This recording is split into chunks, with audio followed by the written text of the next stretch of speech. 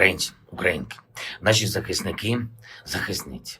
83-й день нашої оборони почався з доволі серйозної комбінації російських ударів по Україні. Ракетний обстріл Львівської області, Сумщини, Чернігівської, авіаудари в Луганській області, специфічна диверсійна активність в прикордонних районах України. Усе це не просто створення напруги для нашої держави, не просто випробовування наших сил. Це свого роду спроба компенсації російської армії за серію провалів на сході і півдні нашої країни.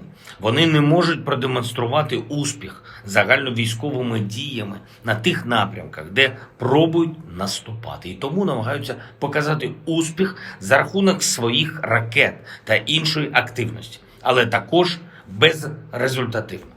Ці удари, як і багато попередніх, кардинально нічого не змінюють. Тим більше, що наша протиповітряна оборона і протидиверсійні заходи стають все міцніші.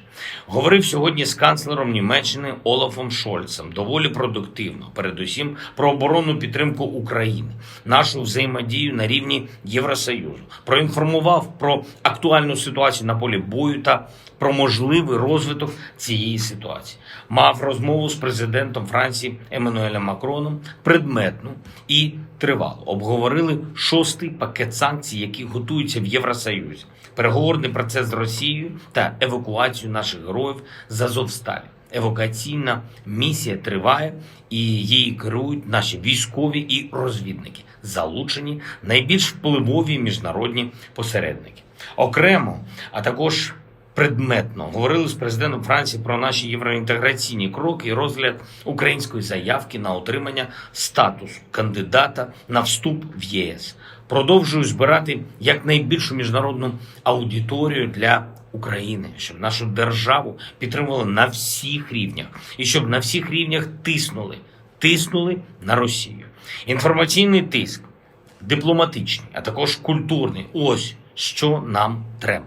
Щоб, як і в часи Другої світової війни, боротьба за свободу могла спиратися, зокрема, і на силу мистецтва. Тому сьогодні під час церемонії відкриття Каннського кінофестивалю звернувся до світової кінематографічної спільноти і нагадав, що зараз, як і в 1940-х роках, потрібно сміливо, відкрито захищати свободу і боротися з диктатурою. Саме зараз цей час, коли мова кіно може стати і повинна стати мовою боротьби за свободу. Підписав сьогодні указ про нагородження наших героїв. 165 військовослужбовців Збройних сил України відзначені державними нагородами, з них 13 посмертно. Звання Героя України присвоєно 3 військовослужбовцям 24-ї окремої механізованої бригади. Тим, хто проявив надзвичайну хоробрість і ефективність в боях на Донбасі. Сьогодні ж попрощався з першим президентом України Леонідом Макаровичем Кравчуком. Церемонія відбулася в Києві. В Києві, який назавжди залишиться українським, столицею незалежної держави від 1991-го і назавжди. Вічна слава усім, хто став на захист України, вічна пам'ять кожному і кожній, хто боровся за незалежність. Слава Україні!